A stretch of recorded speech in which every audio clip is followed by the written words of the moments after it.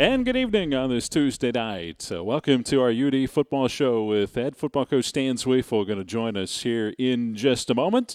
We've got a lot to talk about here tonight. Unfortunately, a loss this past Saturday to discuss against a talented offensive team in Buena Vista, 44-39. As predicted, the Spartans and the Beavers had a track meet on Saturday, and unfortunately, Buena Vista, second year in a row with a rally at the end of the ball game to come up with a win there.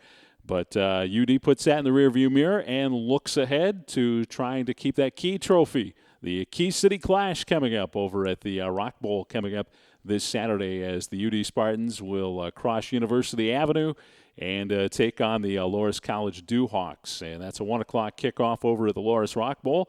And we'll have the pregame coverage at 12:40 right here on 101.1 The River. And so we'll be talking about that game in detail a little bit later in the program, but we'll also be visiting with Coach Zweifel about this past Saturday's contest against Buena Vista. And we'll come back and we'll hear from Coach Zweifel when we return to the UD Football Show with Stan Zweifel right after this on 101.1 The River.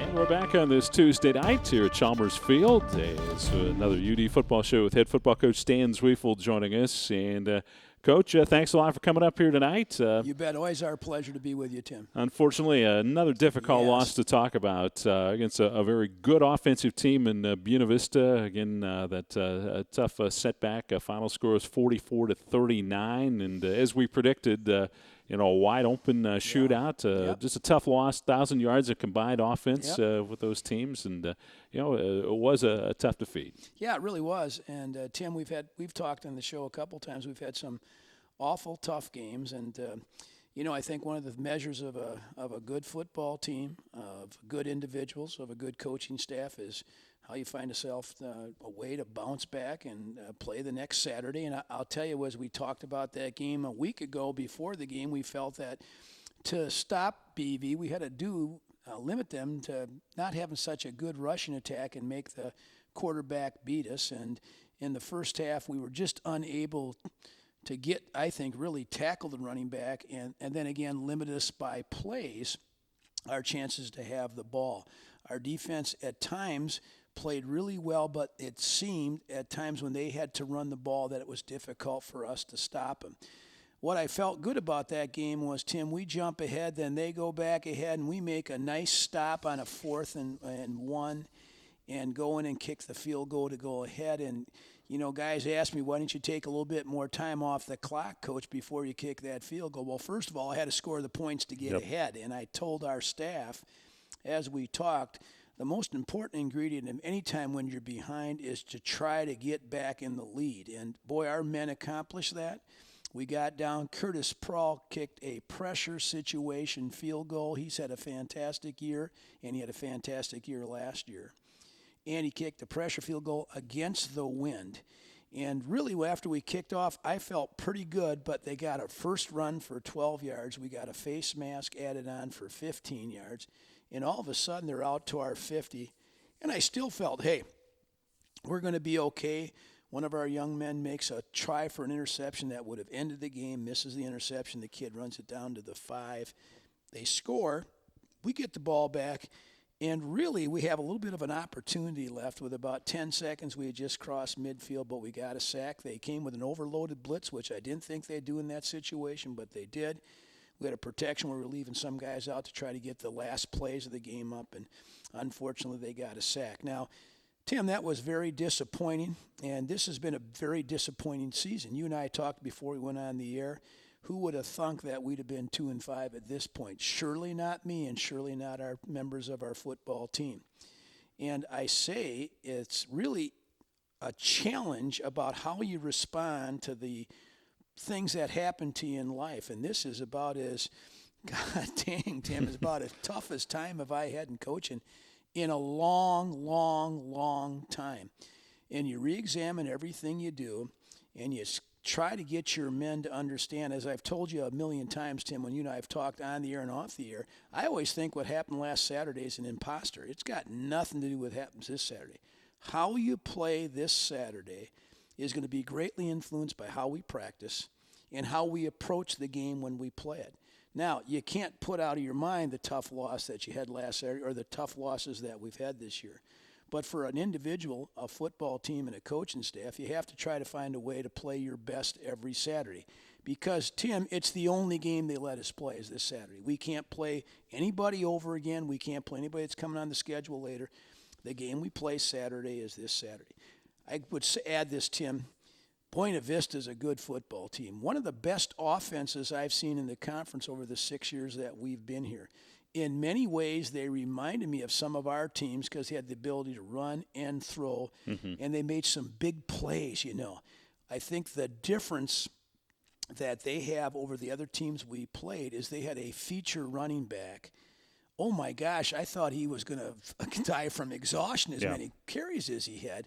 But he had enough in the tank, and he's a physical kid, and he broke a lot of tackles.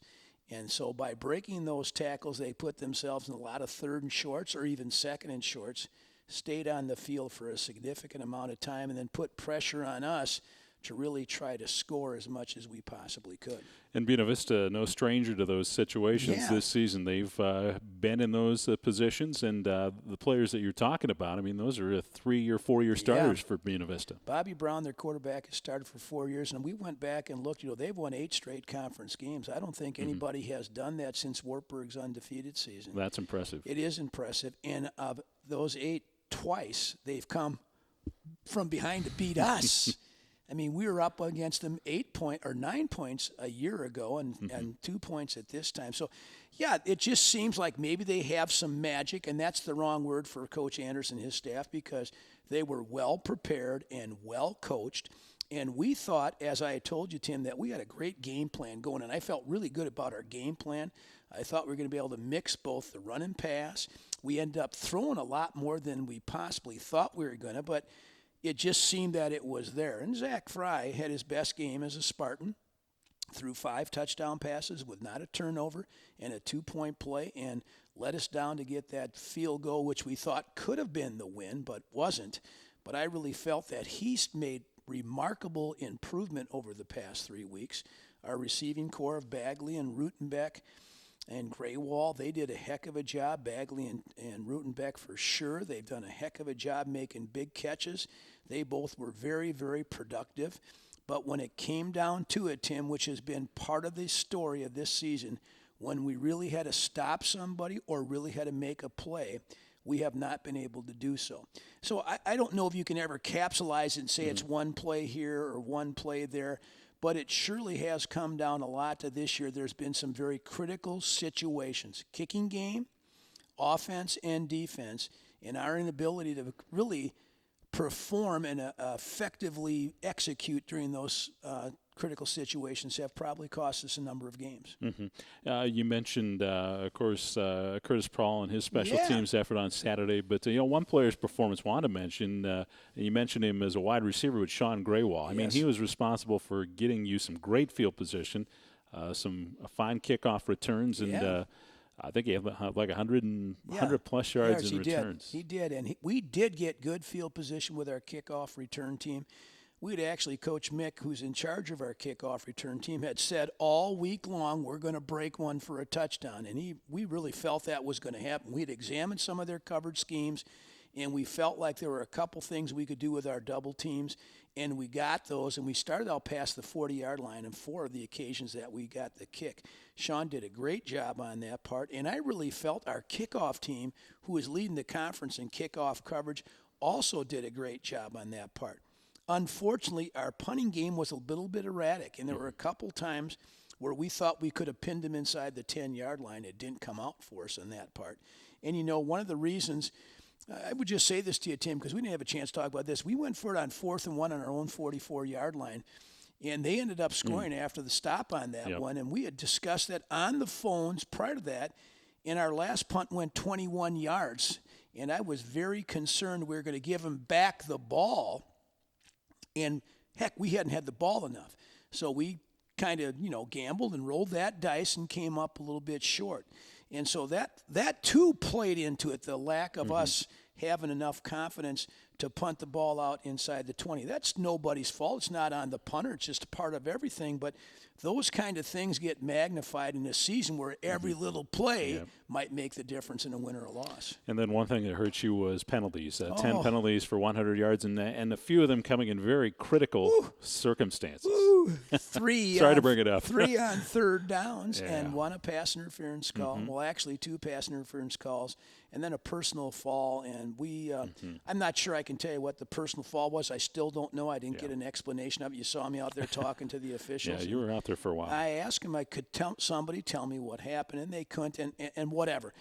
Those parts, again, come back to haunt us like they do when you play close games, and every play is so critical. You mentioned it earlier, I think, but one of the keys you said to beating Buena Vista was to make them one-dimensional. Yes. That's what teams have had success, and unfortunately unable to shut down that run. Really, they were about as two-dimensional as you can be. In the first half, I thought, that running back is better than I thought. And I don't think our tackling was as crisp or as efficient as it should be. We missed a lot of wrap-ups. He broke first contact runs. He had a lot of yards after contact. And in the third quarter, we started to blitz and take some of that stuff away. But obviously, when you do some of that, you're going to give up some other holes. And they found us, and that's why they're a good offense. And the quarterback really in the second half became a lot more effective than he was in the first half. And he didn't have to be very effective in the first half because of the running part. Overall, again, I say this as I talk to the squad, you play the number 1 team in the conference. Offensively, you put yourself in a position to win the game with 1:40 left in the game, and we just couldn't hang on and get that done. Disappointing, and Tim, bitterly disappointing for me, bitterly disappointing as a coach that we haven't been found a way to win those games, because ultimately, Tim, that's my responsibility to find a way to win. And I don't put that on the players, and I sure as heck don't put it on the assistant coaches. That comes back to me. So what can we do? Well, it's Tuesday as we talk. So we got a game coming up Saturday. We made the corrections that happened on last Saturday, put a plan together to play Loras, and we'll talk about Loras, I know, as we move along the show, but a much improved football team, and I'm sure a football team that's excited about playing us, because I'm sure they feel this is an opportunity for them to beat us. This is the UD Football Show with head football coach Stan Zwiefel on this Tuesday night. The Spartans do take on their across-the-street rivals, the Loras College Duhawks, coming up this Saturday over at the Loras Rock Bowl. And we'll talk more about that contest and more when we return. This is the UD Football Show with Stan Zwiefel. Back after this on 101.1 The River. Back here on the UD Football Show with head football coach Stan Zwiefel above Chalmers Field. And it's looking and feeling a little bit more like late October today, isn't it? Yeah, it wasn't Saturday, was it? It was actually warm on Saturday. Oh, it was a beautiful, beautiful Saturday, as many of the Saturdays have been for Spartan football this season. And we're going to talk about the Key City Clash here in just a moment. But, Coach, you played both the teams that remain unbeaten in the Iowa Conference, Buena Vista and Warburg. They meet this Saturday. That'd be a great place to watch some football at Storm Lake. That's going to be an interesting contest. It really is. I think it'll really come down. I thought, as I told you, Tim, that Wartburg probably had as good a team speed overall in all their aspects of anybody that we played in the last 6 years. BV has some kind of magic. I don't know what that magic is. And when I say magic, again, I'm not trying to slight their coaching staff. They just seem to find a way to win. And as we look at their 8 games that we talked about, they've won their own conference. They found a way to win. And so that part will carry something for them, I think. It'll be really contrasting styles with Wartburg, as I said, being more balanced and great team speed. And what they do on their defensive line, they get off blocks so very well, and that'll create some problems for BV. But I think BV will be it'll be a fun game. I think would be a fun game to watch. I can't watch that, obviously. We'll be playing somebody ourselves, but I think it'll be interesting because BV the last 2 years has really improved. Wartburg has always been very, very good, kind of the new kid on the block like we were back in 2011. And I wish Jay the best of luck when I talk to him after him. Jay's one of the good coaches and good people in the league. I really enjoy him and his father, the defense coordinator at BV, and it'll be a fun game. Well, this Saturday, game number 8 on the schedule for all the Iowa Conference teams, including yourself, facing the Loris Duhawks at the Rock Bowl, the Key City Clash. And, since they've put that Key Trophy up for grabs, there's been some special things with that, too, with both schools sort of uniting to help out the city of Dubuque. And a lot of folks around Dubuque think that is really a great cause. When I got here, obviously, I think in many ways that's a very bitter rivalry between the two schools. I also think that it's been a lot of fun for me to help generate some funds and help out whoever we choose to help out. It does put a little bit different spin on the game, which I think is important in many ways, and it does allow us to give back to the community of Dubuque, which is really what it should be all about. So that'll be fun. There's a good cause behind this game, and I think that's always rewarding as a coach and or players to be able to give back. Mm-hmm. A trophy game for you, one of 2 that you have on your schedule. Do you like those trophy games? Those a little something extra to add to the rivalry? It was interesting. I got asked by the newspapers here the last couple of days, tell me about that rival, and I say, well, here's what I say, and I'm not trying to downplay anything. People think I am. I just simply say the game that you're going to play next Saturday is the most important game because it's the only game that you get to play on your schedule. Mm-hmm. But the people of Dubuque, and I think of the institutions, don't feel the same way that I do about that game. And so whether we were playing Wartburg this coming Saturday or Loris this coming Saturday, I'm going to prepare just like I always prepare. Prepare the best plan we can, try to put our men in a position to be successful, practice our butts off, and play the best game we can. Now, with that being said, sure, Tim, I'm not stupid. There's a little bit extra in this game, isn't there? A little bit, yeah. And I say to guys all the time, son of a gun, that's part of the deal because you see those guys across the street when you play them in basketball. You see them when you go to the grocery store, and there is a little bit extra incentive. I'll say this about Loris. They have done a heck of a job this year. Mm-hmm. They're much improved. Hats off to their coaching staff. Their players are playing, as I watch them, with so much more energy and so much more enthusiasm, and they're playing so much harder than they were last year. So they're going to bring an emotion to the game, which I think will reflect what they think about the Key City Clash, that they want that key back over at Loris. I tell our men, I want the key as bad as anybody wants, but what I want us to do is prepare on Tuesday, Wednesday, and Thursday and go play the best game we can on Saturday, whoever that opponent is. Now, there are going to be some really fun things taking place. They have improved so much offensively, Tim. I know last year when we talked, and just before we got on there, we talked a little bit about they did not have much offense last year, but that's really changed. Of course, the guy coordinating their offense was with us for 3 years, Coach Olson, so I know him very well. I'm sure he's excited as heck to come over and play us, and they are really moving the ball and throwing the ball a lot. Their quarterback has made some big plays. They've got 3 outstanding receivers on their football field, and they really play well, doing a good job protecting. So that part's really going to be fun. And defensively, they are, I would tell you this, Tim, they're really flying around the field, really playing aggressively, really playing with a lot of emotion and getting 11 guys to the ball. So it'll be a heck of a challenge.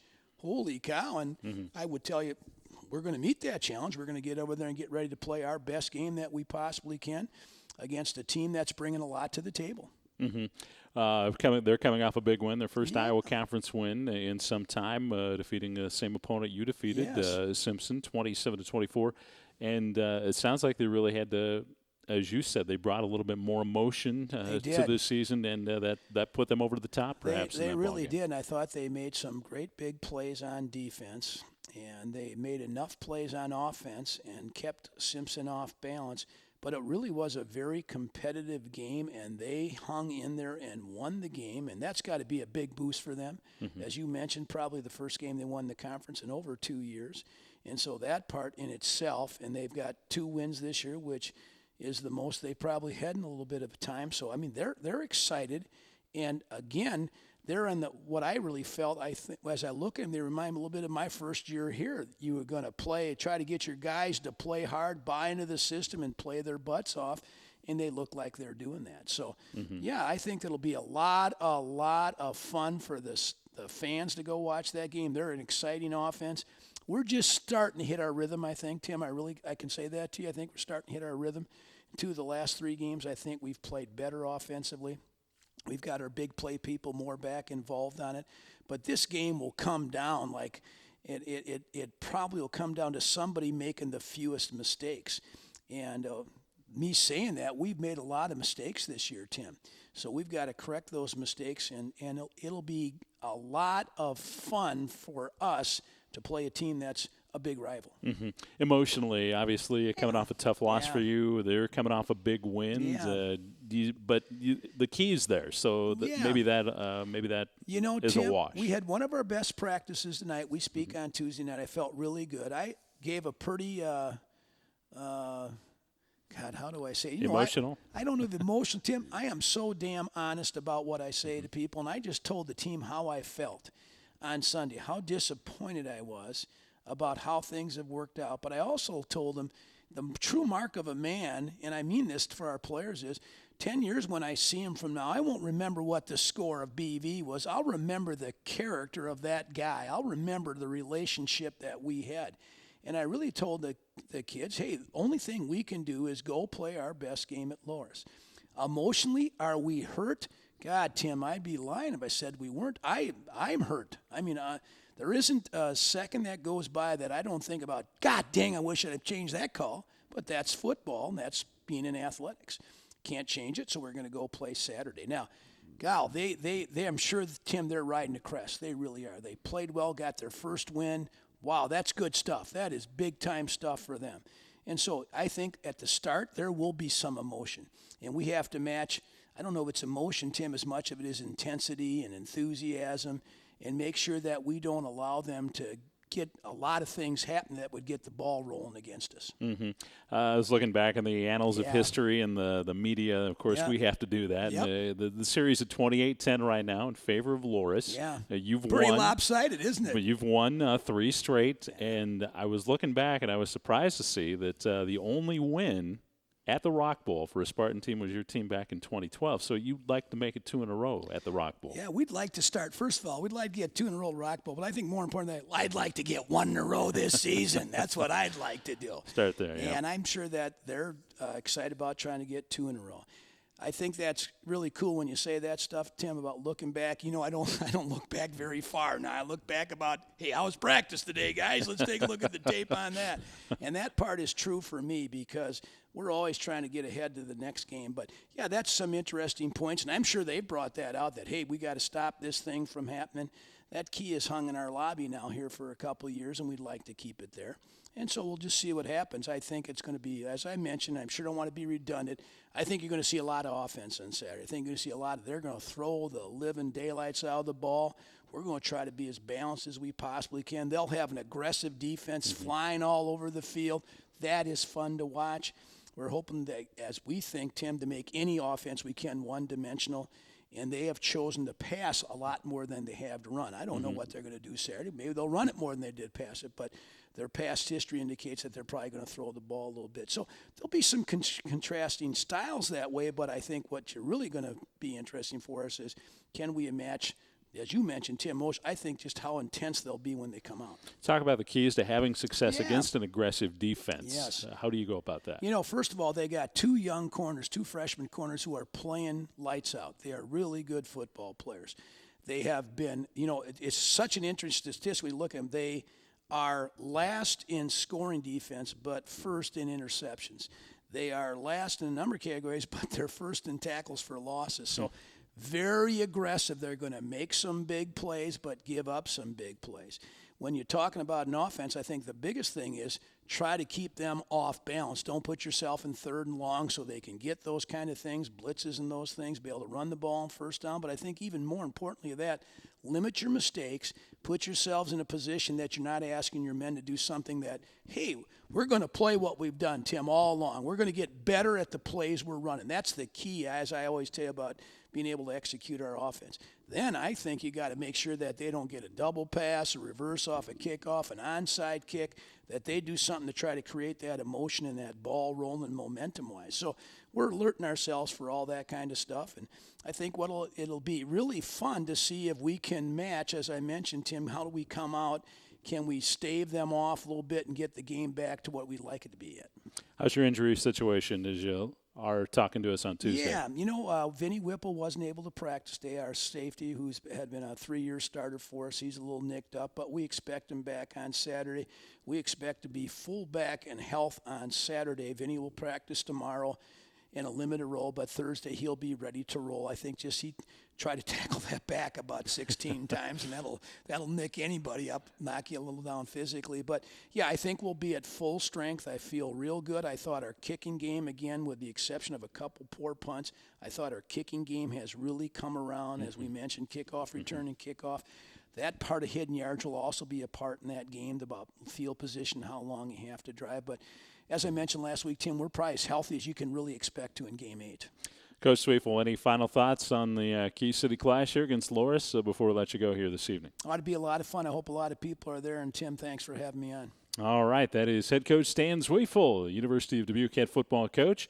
Of course, the kickoff is at 1 o'clock over at the Rock Bowl, and we'll have the game here on 101.1 The River as well, as we'll have a pregame at 12:40. That'll also be streamed on the River's website, and you can pick up that streaming from the University of Dubuque's Stretch internet site as well. Just go to dbq.edu, and you can click on the Listen Live feature there. So, Coach Sweefel, again, thank you very much. Thanks a lot, Tim. All right, we'll come back and have some final thoughts on tonight's show when we return after this on 101.1 The River.